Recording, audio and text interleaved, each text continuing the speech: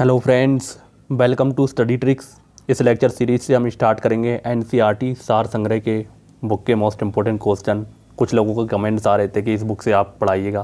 Friends, आप सब लोगों को बता दूं, जो मैं यूथ की बुक करा रहा हूं और जो रह गई है थोड़ी, उसे भी कराऊंगा। ऐसा नहीं है कि उसे नहीं कराऊंगा, साथ साथ आपकी ये बुक भी स्टार्ट कर दी है। तो आज इसका पहला पार्ट है जिसमें हम फिजिक्स डिस्कस करेंगे। और ये बुक मैं आप लोगों को बता दूं, जो कॉम्पिटिटिव एग्ज़ाम की तैयारी कर रहे हैं, कोई भी एग्ज़ाम हो, एसएससी का हो, रेलवे का हो, या फिर यूपी लेवल का, स्टेट लेवल का कोई भी एग्ज़ाम हो, सबके लिए ये बुक बहुत अच्छी बुक है। आप इस बुक से अच्छी तरीके से प्रिपरेशन करते हैं तो मैं उम्मीद करता हूँ आपका कोई क्वेश्चन इससे बाहर नहीं आएगा। बाकी मैं आपको ये बुक पूरी कराई दूँगा। और आप लोगों से रिक्वेस्ट है, वीडियो को लाइक करें और ज़्यादा से ज़्यादा शेयर करें, और ज़्यादा से ज़्यादा लोगों को जोड़ेंगे तब मुझे भी मोटिवेशन मिलता रहेगा। तो चलिए स्टार्ट करते हैं आज का वीडियो। तो सबसे पहले हम देखते हैं मूल भौतिक राशियाँ यूनिट की संख्या कितनी है। तो कितनी है? 7। तो जल्दी जल्दी हमको इस तरह से ही पढ़ना है क्योंकि बुक के हिसाब से दिया गया है। फ्रेंड्स, आप लोगों को बता दूं, अगर मैं आपको पूरी तरीके से जब पढ़ाऊंगा तो अच्छी तरीके से सारे कॉन्सेप्ट समझाऊंगा। यहाँ हम केवल क्वेश्चन डिस्कस करेंगे। तो मूल भौतिक राशियाँ लंबाई, समय, ताप, द्रव्यमान, विद्युत धारा, ज्योति तीव्रता और पदार्थ की मात्रा, ये कुल कितनी है? 7 हैं। नेक्स्ट है ज्योति तीव्रता यानी ल्यूमिनस इंटेंसिटी का मात्रक क्या है? तो क्या है? ल्यूमेन या स्टेरेडियन। तो आपको दोनों ध्यान रखना है, कोई से भी एग्जाम में पूछ सकते हैं। नेक्स्ट है एक प्रकाश वर्ष यानी कि एक लाइट वर्ष बराबर कितना होता है? तो 9.46 10 की घात 12 किलोमीटर। तो आपको इस चीज़ का ध्यान रखना है। फ्रेंड्स, अगर आपसे ये मीटर में पूछी जाए तो आपको ध्यान रखना है कितना होगा? 9.46 10 की घात 15 मीटर। तो इससे भी एग्जाम में क्वेश्चन पूछ सकते हैं।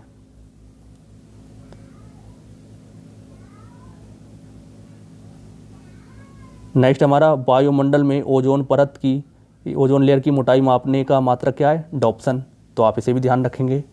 अगला है वायुमंडलीय दाब यानी एटमॉस्फेरिक प्रेशर मापने का मात्रक क्या होती है? तो क्या होती है? बार। आप इस चीज़ को भी ध्यान रखेंगे। नेक्स्ट हम देखते हैं शक्ति यानी पावर का मात्रक क्या है? तो क्या होता है? वॉट। कार्य और ऊर्जा यानी कि वर्क एंड एनर्जी का मात्रक क्या है? तो क्या होता है? जूल। अगला है एमकेएस प्रणाली में त्वरण यानी एक्सेलरेशन का मात्रक क्या है? तो क्या होता है? मीटर पर सेकंड स्क्वायर। दोस्तों, इसमें मीटर पर सेकंड लिखा है तो ये गलत है। तो आपको ध्यान रखना है मीटर पर सेकंड स्क्वायर। तो ये किसका मात्रक होगा? ये वेग का मात्रक होगा, जो कि इन्होंने गलत दे रखा है। नेक्स्ट कुछ मूल भौतिक राशियाँ दी गई हैं, उनके मात्रक दिए गए हैं और प्रतीक दिए गए हैं। तो सबसे पहले है लंबाई यानी कि लेंथ। तो इसका मात्रक क्या होता है? मीटर। और इसका प्रतीक क्या होता है जिससे हम डिनोट करेंगे? एम। अगला है द्रव्यमान। इसका मात्रक क्या होगा? किलोग्राम। एमकेएस की बात हो रही दोस्तों। और इसका प्रतीक क्या होगा? केजी। समय यानी कि टाइम, तो इसका मात्रक होगा सेकंड। इसे हम ऐसे डिनोट करेंगे। अगला है विद्युत धारा यानी इलेक्ट्रिक करंट। तो इसका मात्रक क्या होगा? एम्पियर। और हम इसे डिनोट किससे करेंगे? ए से। नेक्स्ट हमारा ताप यानी कि टेम्परेचर। इसका मात्रक क्या होगा? केल्विन। और हम इसे के से डिनोट करेंगे। नेक्स्ट है पदार्थ की मात्रा यानी कि अमाउंट।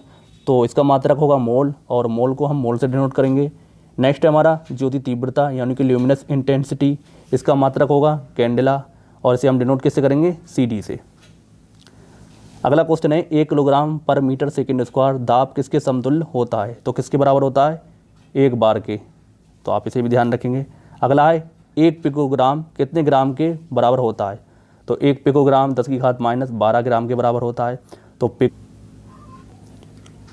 पिको, फेरो, आपको माइक्रो, ये सब ध्यान रखना है, इससे एग्जाम में बहुत क्वेश्चन पूछे जाते हैं, इस चीज़ को आप ध्यान रखेंगे। नेक्स्ट क्वेश्चन है पास्कल किस राशि का मात्रक है? तो किसका मात्रक है? ये दाब की।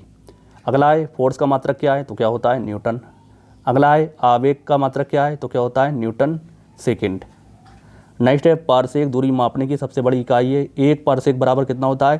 3.262 प्रकाश वर्ष के बराबर होता है। तो आप इसे भी ध्यान रखेंगे। चलिए नेक्स्ट हम देखते हैं।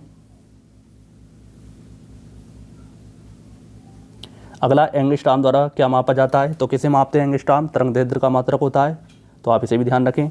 अगला है एक अश्व शक्ति यानी कि हॉर्स पावर में कितने वाट होते हैं? तो कितने वाट होते हैं? 746 वाट। तो आप इसे ध्यान रखेंगे। नेक्स्ट है 1 माइक्रोन किसके बराबर होता है? तो 1 माइक्रोन 10 की घात -6 मीटर के बराबर होगा, या 10 की घात -4 मीटर के बराबर होगा, या 10 की घात-3 मिलीमीटर के बराबर होगा। तो आप तीनों को ध्यान रखें, तीनों में से किसी से भी क्वेश्चन पूछ सकते हैं। नेक्स्ट है चालक की वैद्युत प्रतिरोधकता यानी कि इलेक्ट्रिकल रेजिस्टेंस का मात्रक को ओम मीटर होता है, का मात्रक क्या होता है, ओम मीटर। तो आप इसे भी ध्यान रखें। नेक्स्ट है रेडियन एवं स्टेरेडियन किस प्रकार का मात्रक है, तो किस प्रकार का मात्रक होता है, पूरक मात्रक यानी सप्लीमेंट्री यूनिट। तो आपको इसे ध्यान रखना है, एक होते हैं हमारे मूल मात्रक, दूसरे होते हैं पूरक मात्रक। तो रेडियन और स्टेरेडियन कौन सा मात्रक है, पूरक मात्रक, इसे आप ध्यान रखेंगे। नेक्स्ट हम देखते हैं क्यूसेक में क्या मापा जाता है, तो क्यूसेक में हम क्या मापते हैं, जल का बहाव। नेक्स्ट है हमारा दूर की वस्तुओं को देखने के लिए बाइनोकुलर दूरबीन का प्रयोग किया जाता है, तो आप इस चीज़ को भी ध्यान रखेंगे। नेक्स्ट है दुग्ध उत्पादों में वसा की मात्रा मापने के लिए किस यंत्र का प्रयोग किया जाता है, किसका किया जाता है, ब्यूटोरोमीटर का, आप इसे भी ध्यान रखें। अगला है प्रकाश की तीव्रता मापने के लिए किस उपकरण का प्रयोग किया जाता है, तो किसका करते हैं, लक्स मीटर का। अगला क्वेश्चन है समतल कोण यानी कि प्लेन एंगल, घन कोण किस प्रकार की राशियाँ हैं, तो किस प्रकार की राशियाँ हैं, पूरक राशियाँ हैं यानी कि सप्लीमेंट्री एंगल की। नेक्स्ट हमारा हृदय की ध्वनि सुनने के लिए किस यंत्र का प्रयोग किया जाता है, तो किसका किया जाता है, स्टेथोस्कोप। हृदय की ध्वनि को किससे मापते हैं, स्टेथोस्कोप से, तो आप इसको भी ध्यान रखें। नेक्स्ट क्वेश्चन हम देखते हैं। नेक्स्ट आपको अदिश राशियाँ, सदिश राशियाँ और विभिन्न मात्रक दे रखे हैं। तो सबसे पहला है दूरी, अदिश राशि है, चाल, द्रव्यमान, आयतन, समय, कार्य, घनत्व, ये विद्युत धारा, ये सब कौन सी राशियाँ, अदिश राशियाँ। और इनके सदिश राशियाँ बल, विस्थापन, वेग, संवेग, त्वरण, कोणीय वेग, चुंबकीय तीव्रता और विद्युत तीव्रता। तो आप इन सबको ध्यान रखें, अदिश राशियों और सदिश राशियों से एग्जाम में क्वेश्चन पूछ सकते हैं। तो एक एंगस्ट्रॉम बराबर 10 मीटर होता है, आप इसको भी ध्यान रखेंगे। अगला है एक खगोलीय इकाई बराबर 1.496 मीटर होता है। एक डॉप्सन बराबर आपको ध्यान रखना है 10 माइक्रोमीटर होता है। एक बैरल बराबर 159 लीटर होता है। एक नैनोमीटर बराबर 10⁻⁹ मीटर होता है। एक टेरोमीटर बराबर 10⁻12 मीटर होता है। एक फैदम बराबर 6 फीट होता है। तो आप इन सबको ध्यान रखें, एग्जाम में इन सब इकाइयों से क्वेश्चन पूछ सकते हैं।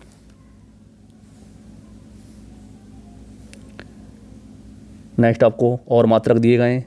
सबसे पहले हम बात करते हैं क्षेत्रफल बराबर लंबाई गुणा चौड़ाई होता है, इसका मात्रक क्या होगा, मीटर स्क्वायर। अगला है आयतन, लंबाई गुणा चौड़ाई गुणा ऊंचाई होता है, इसका मात्रक होता है मीटर की क्यूब।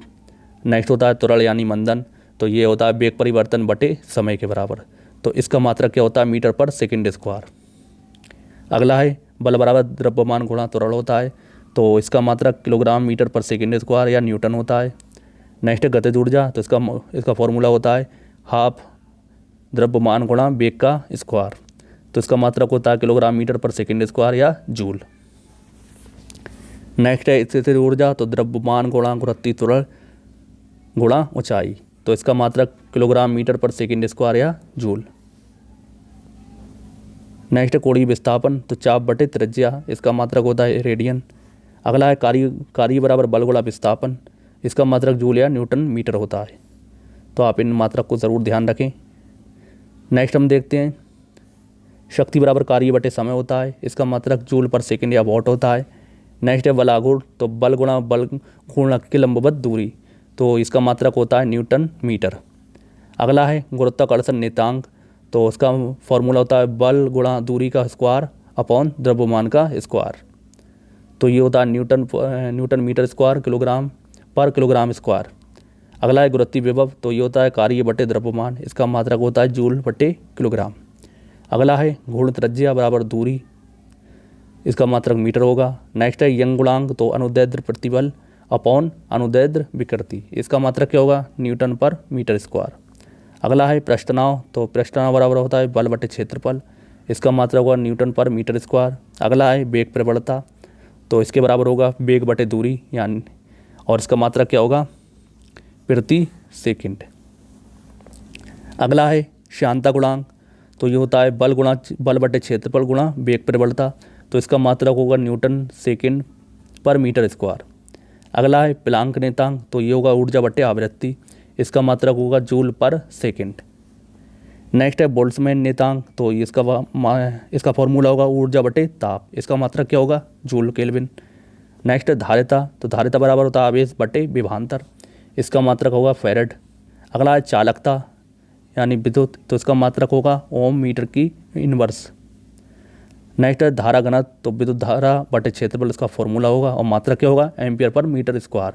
तो आप इन सबको ज़रूर ध्यान रखें। चलिए कुछ और देखते हैं। चुंबकीय फ्लक्स बराबर होता है, इसका चुंबकीय फ्लक्स का मात्रक क्या होता है वेबर या वोल्ट। प्रतिरोधकता, इसका मात्रक होगा ओम मीटर। नेक्स्ट है गुप्त ऊष्मा, तो इसका फॉर्मूला होता है ऊष्मीय ऊर्जा बटे द्रव्यमान, इसका मात्रक क्या होगा जूल पर किलोग्राम। नेक्स्ट है कोणीय संवेग, तो इसका फॉर्मूला होगा जलद आघूर्ण गुणा कोणीय वेग, इसका मात्रक क्या होगा किलोग्राम मीटर स्क्वायर बटे सेकंड। नेक्स्ट है जलद आघूर्ण, तो जलद आघूर्ण बराबर होता है द्रव्यमान गुणा परिभ्रमण की त्रिज्या का स्क्वायर, इसका मात्रक क्या होगा किलोग्राम पर मीटर स्क्वायर। तो आप इसको भी ध्यान रखेंगे। चलिए नेक्स्ट देखते हैं।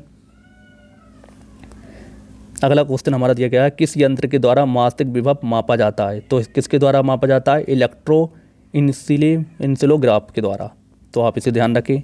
नेक्स्ट है संवेग, किसकी माप है, तो किसकी माप है गति की मात्रा की। नेक्स्ट हमारा मैनोमीटर की का उपयोग है, तो गैसों का दाब मापने के लिए मैनोमीटर का उपयोग करते हैं हम। नेक्स्ट है कोणीय विस्थापन यानी कि एंगुलर डिस्प्लेसमेंट का मात्रक क्या है, तो क्या है रेडियन। अगला है पृथ्वी और सूर्य के बीच की मध्य दूरी किस मात्रक द्वारा व्यक्त की जाती है, तो किसके द्वारा की जाती है खगोलीय इकाई के यानी कि एस्ट्रोनॉमिकल यूनिट के द्वारा, तो आप इसे भी ध्यान रखेंगे। नेक्स्ट आपको कुछ यंत्र दिए गए हैं और उनसे हम किस चीज़ का उपयोग लेते हैं, तो उनके बारे में दिया गया है। चलिए जल्दी जल्दी देख लेते हैं इनके बारे में भी। सबसे पहला अल्टीमीटर, अल्टीमीटर से हम क्या करते हैं उड़ते हुए विमान की ऊंचाई को मेज़र करते हैं यानी कि मापते हैं। नेक्स्ट है अमीटर, अमीटर से हम विद्युत धारा को मापते हैं, विद्युत धारा की तीव्रता को। नेक्स्ट है ऑडियोमीटर, तो इसकी ध्वनि की तीव्रता को मापते हैं। अगला है एरोमीटर, तो वायु एवं गैस का भार तथा घनत्व मापते हैं। नेक्स्ट है एनीमोमीटर, तो वायु की गति और शक्ति को मापने का यंत्र है। अगला है हमारा एक्सेलरोमीटर, तो गतिमान वाहनों की गति में वृद्धि की दर को मेज़र करते हैं। अगला है बैरोमीटर, बैरोमीटर से हम वायुमंडलीय दाब को मापते हैं। अगला है हमारा बोलोमीटर, तो बोलोमीटर से हम ऊष्मीय विकिरण को मेज़र करते हैं। नेक्स्ट है कैलोरीमीटर, तो इससे हम ऊष्मा की मात्रा को मेज़र करते हैं। नेक्स्ट है वर्नियर कैलिपर, तो इससे हम बेलनाकार वस्तुओं का व्यास एवं गहराई को मेज़र करते हैं। अगला हमारा क्रायोमीटर, तो इससे हम क्या करते हैं निम्न ताप को नापते हैं, जो निचला तापमान होता है उसे हम इससे नाप सकते हैं आसानी से। चलिए कुछ और देख लेते हैं। नेक्स्ट है हमारा डेंसिटी मीटर, तो इससे पदार्थ की घनत्व को मेज़र करते हैं। अगला है हमारा फेदोमीटर, तो फेदोमीटर से समुद्र और नदी की गहराई को मेज़र करते हैं। अगला है हमारा गैल्वेनोमीटर, तो इससे विद्युत धारा की प्रबलता को मेज़र करते हैं। अगला है हमारा गायरोस्कोप, तो घूर्ण गति के द्वारा वस्तु के कोणीय वेग और संवेग को मेज़र करते हैं।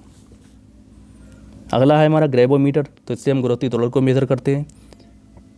नेक्स्ट हमारा हाइड्रोमीटर, इससे वस्तुओं का सापेक्षिक घनत्व मापते हैं। अगला है हमारा हाइड्रोफोन, तो जल के भीतर उत्पन्न ध्वनि को हम मेज़र करते हैं।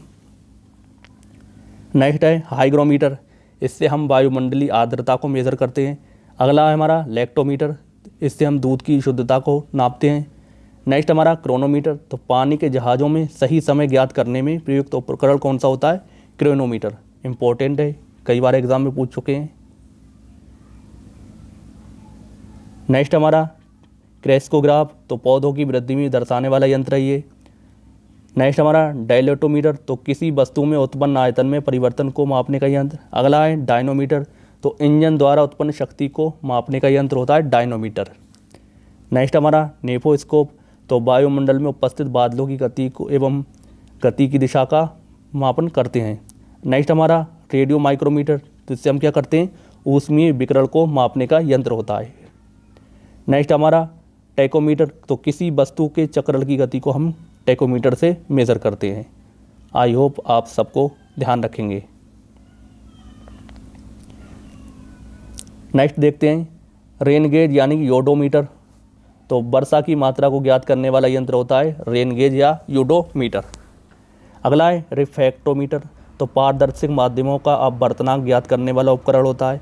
अगला हमारा सैक्रोमीटर, तो शर्करा की सांद्रता मापने वाला यंत्र होता है सैक्रोमीटर। अगला है स्क्रू गेज, तो महीन तारों का व्यास मापने के लिए यानी डायमीटर मापने वाला ये टूल है कौन सा स्क्रू गेज। अगला है हमारा सेकटेंट, तो ऊंचाई को मापने के काम आने वाला यंत्र है सेकटेंट। नेक्स्ट हमारा स्पेरोमीटर, तो किसी सतह की वक्रता को मापने का वाला यंत्र होता है स्पेरोमीटर। नेक्स्ट हमारा स्फेग्मोमेनोमीटर, तो धमनियों में रुधिर के दाब को मापने के लिए इस उपकरण का हम यूज़ करते हैं। नेक्स्ट हम देखते हैं थियोडोलाइट, तो अनुप्रस्थ तथा लंबवत कोणों का मापने के लिए हम किसका यूज़ करते हैं थियोडोलाइट को। अगला है हमारा थर्मोपाइल, तो विकिरण तीव्रता मापने वाला यंत्र होता है थर्मोपाइल। अगला है हमारा बेंचुरोमीटर, तो द्रवों के प्रवाह की गति को मापने के लिए, उनके बहाव को मापने के लिए हम बेंचुरोमीटर का यूज़ करते हैं। अगला है हमारा लाउड स्पीकर, तो ध्वनि की तीव्रता मापने वाला यंत्र ध्वनि की तीव्रता बढ़ाने वाला यंत्र कौन सा होता है लाउड स्पीकर। अगला हमारा मैकमीटर, तो मैकमीटर ध्वनि के वेग के अनुपात में वायुयान की गति को मेज़र करते हैं मैकमीटर से। नेक्स्ट हमारा मैग्नोमीटर, चुंबकीय क्षेत्र को मेज़र करता है। अगला हमारा माइक्रोमीटर, तो जो बहुत सूक्ष्म यानी अति सूक्ष्म लंबाई मिलीमीटर का आधार भाग, इससे मेज़र करते हैं माइक्रोमीटर से। चलिए नेक्स्ट देखते हैं ऑडोमीटर। ऑडोमीटर से वाहन द्वारा तय की गई दूरी को हम मापते हैं, जो बाइक में लगा होता है, और बाइक में और कारों में दोनों में होता है। अगला हमारा ओममीटर, ओममीटर से हम प्रतिरोध को मेज़र करेंगे। नेक्स्ट हमारा ओंडोमीटर, तो विद्युत चुम्बकीय तरंगों की आवृत्ति को हम मेज़र करते हैं। अगला है हमारा पायरोमीटर, तो बहुत ज़्यादा तापमान को हम मेज़र किससे करेंगे पायरोमीटर से, जो सूरज का तापमान होगा हम पायरोमीटर से ही मेज़र करते हैं, उच्च ताप युक्त पिंड का ताप। नेक्स्ट हमारा फोनोमीटर, तो ध्वनि की तीव्रता को। पॉलीग्राफ से अपराधी एवं संदिग्ध व्यक्तियों को कथन की जाँच के लिए 200 झूठ वाली जो मशीन होती है उसी को हम क्या कहते हैं पॉलीग्राफ। नेक्स्ट राडार, तो दूर स्थित वस्तुओं की अवस्थिति को। नेक्स्ट रेडियोमीटर, तो विकिरण मापक वाला यंत्र। अगला है सिस्मोग्राफ, तो भूकंपीय तरंगों की तीव्रता को मापने के लिए। नेक्स्ट है स्पीडोमीटर, तो इसे गतिमान वाहन की गति के लिए। दोस्तों आपको इन दो को ध्यान रखना है, एक होता है हमारा ओडोमीटर, दूसरा होता है स्पीडोमीटर। तो स्पीडोमीटर से हम गतिमान वाहन की गति को मेज़र करेंगे और ओडोमीटर से वाहन द्वारा तय की गई दूरी को, तो दोनों में आपको कन्फ्यूज़ नहीं होना है। नेक्स्ट हमारा पायराहिलियोमीटर, तो इसे सौर विकिरण का मापन है। नेक्स्ट है विस्कोमीटर, तो द्रव की श्यानता यानी विस्कोसिटी को मेज़र करेंगे किससे विस्कोमीटर से। अगला है वेवमीटर, तो विद्युत चुम्बकीय तरंगों की तरंगदैर्ध्य मापने के लिए वेवमीटर का यूज़ करते हैं। नेक्स्ट है हमारा इलेक्ट्रॉन मीटर, तो विभवांतर मापने के लिए किसका हम यूज़ करते हैं इलेक्ट्रॉन मीटर का। तो आप इन सबको ध्यान रखेंगे। कुछ इंपॉर्टेंट पॉइंट दिया गया है। CGS पद्धति में लंबाई को सेंटीमीटर में, द्रव्यमान को ग्राम में, समय को सेकेंड में मेज़र करते हैं। तो CGS पद्धति के बारे में आपको ये ध्यान रखना है CGS। चलिए नेक्स्ट हम देखते हैं। नेक्स्ट हमारी यंत्रिकी यानी मैकेनिज्म के बारे में दिया गया है। तो सबसे पहला क्वेश्चन है प्रक्षेप गति की दिग्गम प्राप्त करने के लिए अधिकतम कितने कोण की आवश्यकता होती है। तो कितनी होती है 45 डिग्री। तो परास का आपको फॉर्मूला ध्यान रखना कितना होता है, R बराबर U² sin 2α अपॉन 2G। तो इसी से हम फॉर्मूले को रख के निकालते हैं। तो आपको इसे ध्यान रखना है, इससे क्वेश्चन पूछ सकते हैं।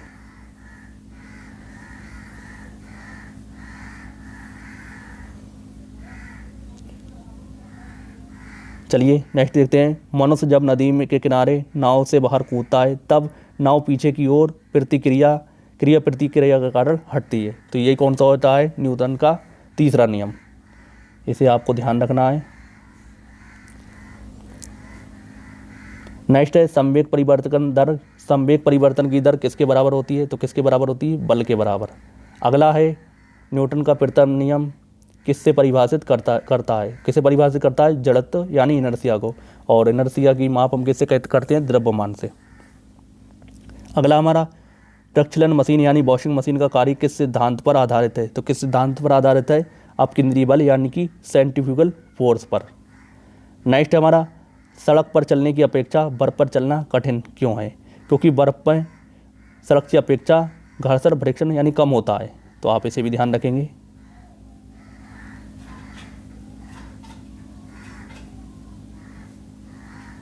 नेक्स्ट है किसी पिंड का संवेग मोमेंटम और वेग वेलोसिटी के अनुपात से प्राप्त मान कहलाता है। तो क्या कहलाता है द्रव्यमान। अगला है त्वरण ज्ञात करने का सूत्र है, तो u बराबर b minus you upon T, जहाँ a क्या है त्वरण, b क्या है अंतिम वेग और u क्या है प्रारंभिक वेग, t क्या है समय अंतराल। तो आप इसे भी ध्यान रखेंगे। नेक्स्ट है तेल से अंशतः भरा हुआ टैंकर समतल सड़क पर एक समान त्वरण से जा रहा है। तेल का पृष्ठ होगा कैसा होगा, परवलयी वक्राकार। नेक्स्ट है एक समान वृत्ति गति में पर त्वरण एक्सेलरेशन एक समान रहता है, आपको इसे भी ध्यान रखना है। अगला है किसकी उपस्थिति के कारण ब्लैक बोर्ड या कागज़ के द्वारा लिखना संभव है, तो किसके कारण है, घर्षण यानी कि फ्रैक्शन के कारण। तो आप इसे भी ध्यान रखेंगे। चलिए नेक्स्ट हम देखते हैं। नेक्स्ट न्यूटन की गति के नियम दिए गए हैं और उदाहरण दिए गए हैं। तो गति का प्रथम नियम, यदि कोई पिंड विरामावस्था में है तो वो विरामावस्था में उसी अवस्था में रहेगा जब तक कि उस पर कोई बल आरोपित ना किया जाए। तो ये कौन सा नियम होता है, न्यूटन की गति का पहला नियम। तो इसके उदाहरण हैं, चलती गाड़ी से रुकने पर बैठे यात्रियों को आगे की ओर झुकना, पेड़ से फल टूटकर नीचे गिरना, कपड़े को हाथ से पकड़कर डंडे से पीटने पर धूल कर गिर जाना। ये सब किसके उदाहरण हैं, न्यूटन की गति के प्रथम नियम के। तो आप इन सबको ध्यान रखेंगे, उदाहरण को लेकर भी एग्जाम में क्वेश्चन पूछते हैं। अगला है द्वितीय नियम, सेकंड लॉ, किसी वस्तु का संवेग परिवर्तन की दर उस समय पर लगाए गए बल के समानुपाती होती है तथा संवेग परिवर्तन की दिशा बल के अनुदिश होती है। तो ये कौन सा नियम है, न्यूटन का सेकंड नियम। तो इसका उदाहरण आप ध्यान रखेंगे, गेंद पकड़ते समय खिलाड़ी अपने हाथों को पीछे की ओर खींच लेता है। तो आप इसको ध्यान रखें। नेक्स्ट है न्यूटन की गति का तृतीय नियम। तो तृतीय क्रिया के बराबर विपरीत दिशा में प्रतिक्रिया होती है, इसलिए गति के तृतीय नियम को क्रिया प्रतिक्रिया का नियम भी कहते हैं। इसका उदाहरण है, बंदूक से गोली निकलते समय बंदूक पकड़ने वाले व्यक्ति पीछे की ओर धक्का यानी कि पुश लगता है। तो उसका उदाहरण है ये। रॉकेट वायुयान की गति, चप्पू चलाने पर नाव पर आगे बढ़ना। तो ये सब किसके उदाहरण हैं, न्यूटन की गति के तीसरे नियम के। इन सबको आप ध्यान रखें। नेक्स्ट हम देखते हैं ऊर्जा संरक्षण यानी एनर्जी कंजर्वेशन का आशय। तो ऊर्जा का ना तो सर्जन किया जा सकता है और ना ही इसे नष्ट किया जा सकता है। तो ये किसका सिद्धांत है, ऊर्जा संरक्षण का। अगला है अंतरिक्ष से गिरता हुआ पिंड पृथ्वी के वायुमंडल में प्रवेश करने पर क्यों जल उठता है, तो वायु के घर्षण के कारण। नेक्स्ट क्वेश्चन है, ग्रही पिंडों का परिक्रमण गति ग्रहों द्वारा सूर्य के परिक्रमण से प्रभावी बल है, कौन सा है, अभिकेंद्री बल, सेंट्रिपिटल फोर्स। दूध मथने के पश्चात क्रीम का दूध में पृथक हो जाने का कारण है क्या है, अपकेंद्री बल यानी कि सेंट्रीफ्यूगल फोर्स। नेक्स्ट क्वेश्चन है, वायु की ऊर्ध्वाधर गति को क्या कहते हैं, तो क्या कहते हैं, वायु प्रक्षोभ यानी कि विंड। अगला क्वेश्चन है, रॉकेट किस सिद्धांत पर कार्य करता है, तो किस सिद्धांत पर करता है, संवेग संरक्षण के सिद्धांत पर। तो आप इसे भी ध्यान रखेंगे। अगला क्वेश्चन है, सरल आवर्त गति यानी कि सिंपल हार्मोनिक मोशन के दोलन में किसकी आवश्यकता होती है, तो प्रत्यास्थता एवं जड़त्व दोनों की, आपको इसे ध्यान रखना है। अगला क्वेश्चन है, कमानी तुला किस सिद्धांत पर कार्य करती है, तो किस नियम पर कार्य करती है, हुक के नियम पर। अगला क्वेश्चन है, जब एक कार की गति दोगुनी कर दी जाती है तब उसको उतनी ही दूरी में रोकने के लिए ब्रेक बल यानी ब्रेकिंग फोर्स कितना लगाना होगा, तो कितना लगाना होगा, 4 गुना।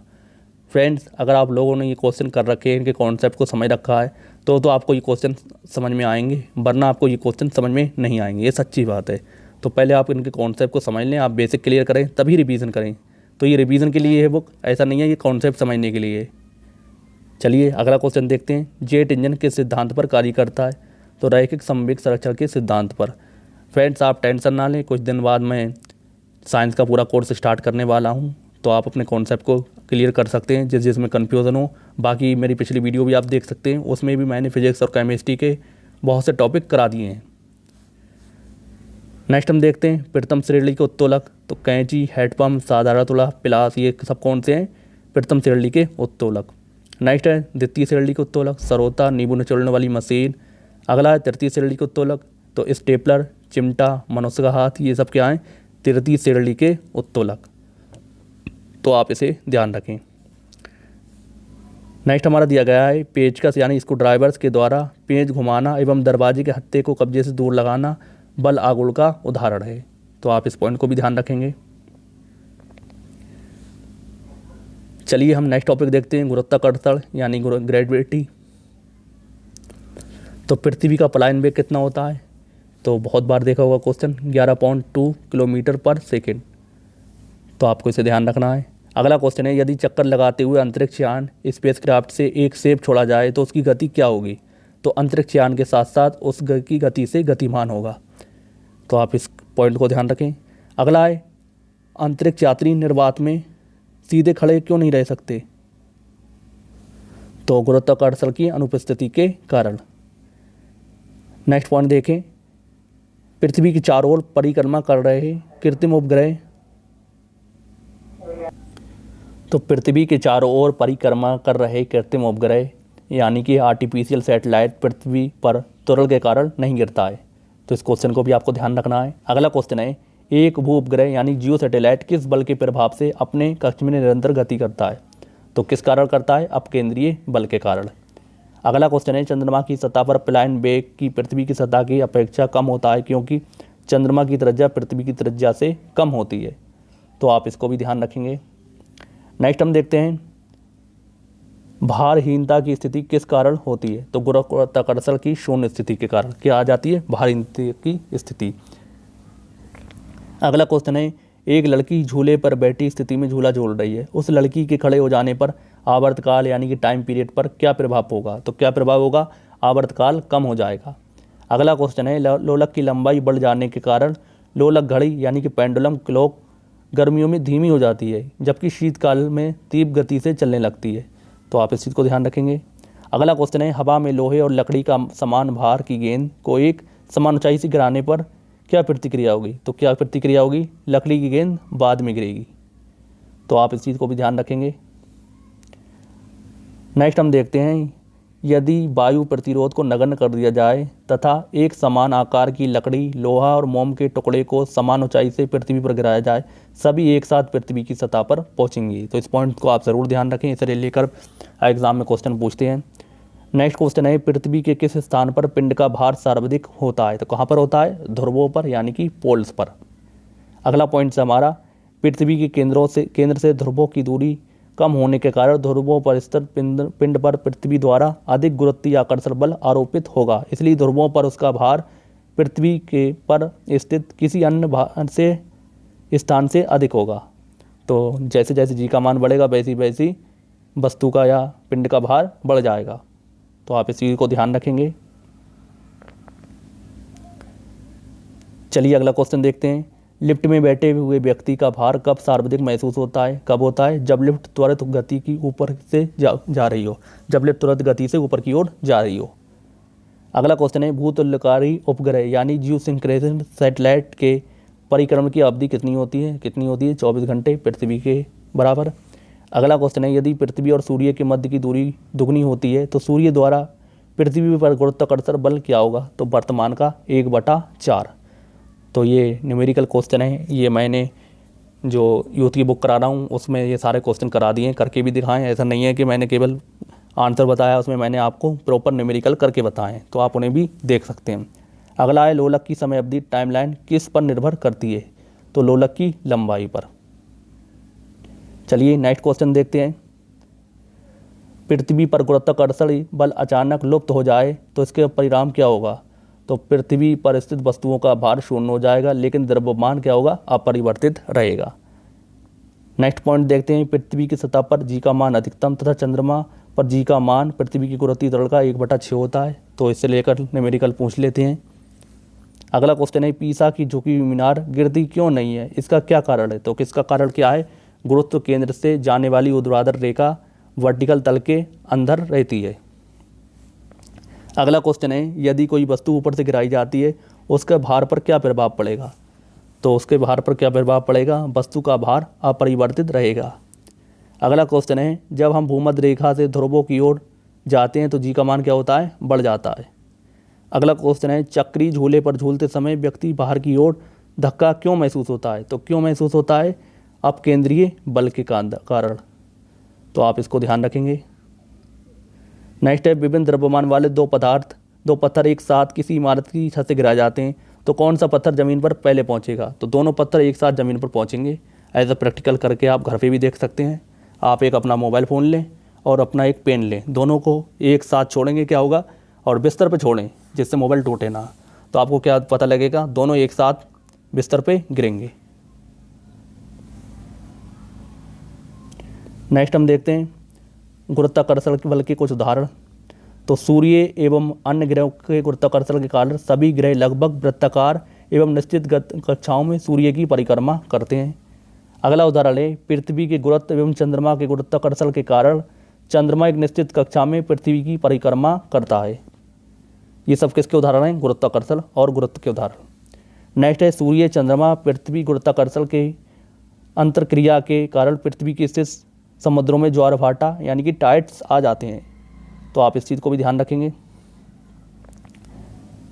नेक्स्ट हमारा दिया गया है गुरुत्वाकर्षण के सार्वभौमिक नियम का सिद्धांत यानी कि प्रिंसिपल ऑफ यूनिवर्सल लॉ का प्रतिपादन सर आइजैक न्यूटन ने किया था। तो आप इस चीज़ को ध्यान रखेंगे, ये पता भी होगा आपको। चलिए नेक्स्ट हम देखते हैं।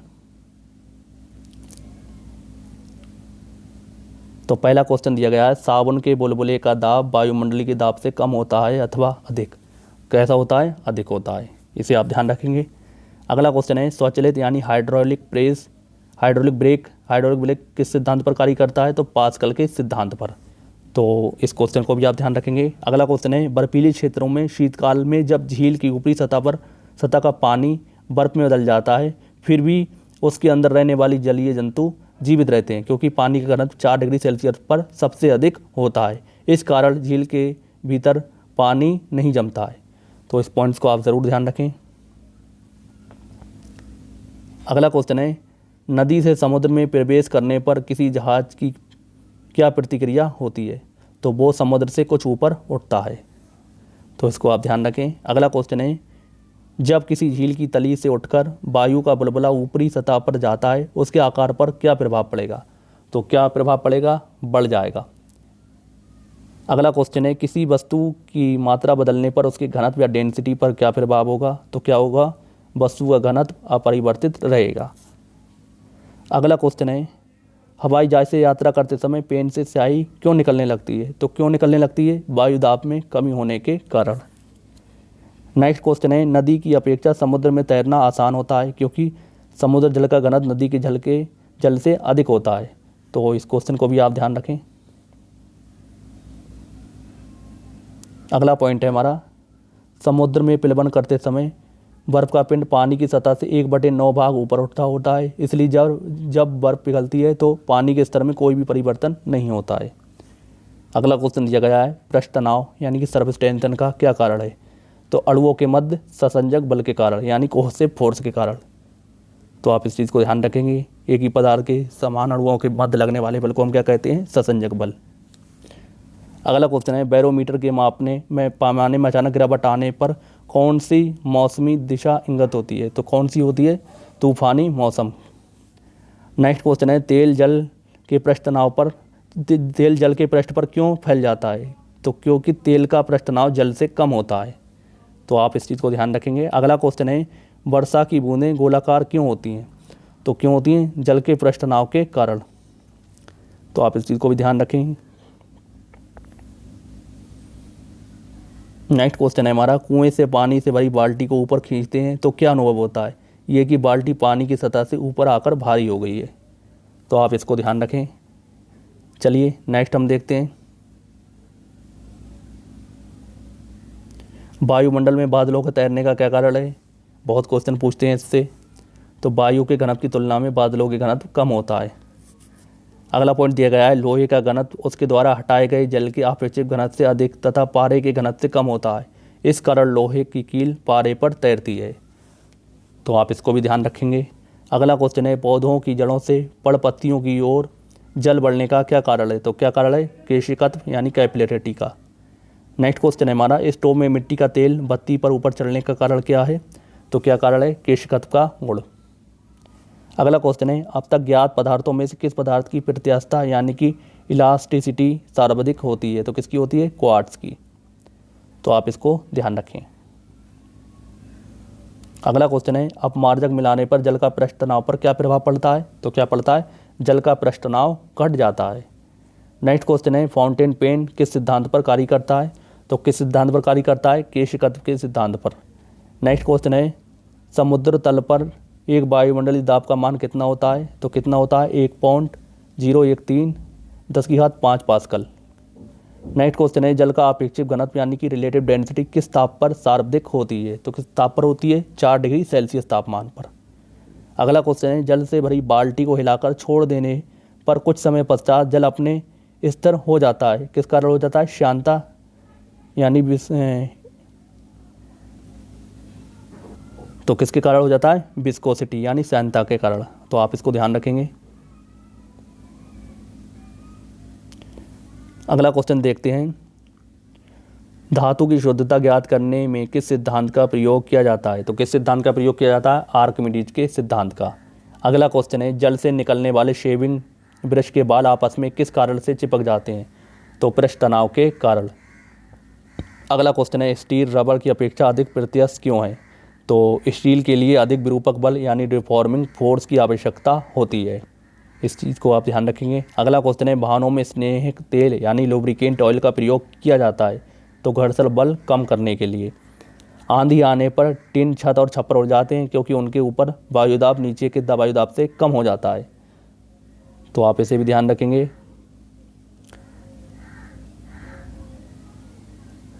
नेक्स्ट हमारा दिया गया है, किसी वस्तु की सतह के लंबवत लगने वाले बल को हम क्या कहते हैं? तो क्या कहते हैं? थ्रस्ट यानी कि प्रेरणोत। तो आप इसे भी ध्यान रखें। अगला क्वेश्चन है, जल की श्यानता वायु से अधिक होने के कारण जल की तुलना में वायु गति करना सरल है, वायु में गति करना सरल होता है। तो आप इसको ध्यान रखें। फ्रेंड्स, ये था फिजिक्स का पार्ट नंबर 1। आई होप आपको पसंद आया होगा। तो आपको पसंद आया है तो आप लाइक करें और कमेंट करके मुझे बताएं कि आपको इस तरह से पढ़ना अगर सही लग रहा है तो मैं आगे इसे कंटिन्यू रखूँगा। जैसी आपकी मर्ज़ी होगी वैसा होगा। अगर आपको इसमें कुछ चेंजेस चाहिए और कोई और नए तरीके से चाहिए तो मैं उस तरीके से भी आपको पढ़ाने की कोशिश करूँगा। तो अगर आप कहेंगे तो इस बुक को मैं पहले पूरा करा दूँगा, बाद में यूथ की कराऊँगा, नहीं तो दोनों को मेरा इरादा ये है साथ साथ चलाने की कोशिश करूँगा। तो आप लोगों के कमेंट मुझे करके ज़रूर बताएं कैसा आप चाह रहे हैं। बाकी ये इस बुक के बारे में बता दूँ, अगर आप रेलवे का एग्ज़ाम देने जा रहे हैं ग्रुप डी का या फिर NTPC का CBT 2 की तैयारी कर रहे हैं तो इस बुक को आप पढ़ सकते हैं और अच्छे से तैयारी कर सकते हैं। इसके क्वेश्चन अच्छे दिए गए हैं और इसकी लैंग्वेज भी अच्छी दी गई है। तो इस वीडियो में इतना ही रहने देते हैं। तो मिलते हैं नेक्स्ट वीडियो में नए प्रैक्टिस सेट के साथ। तब तक के लिए जय हिंद, जय भारत।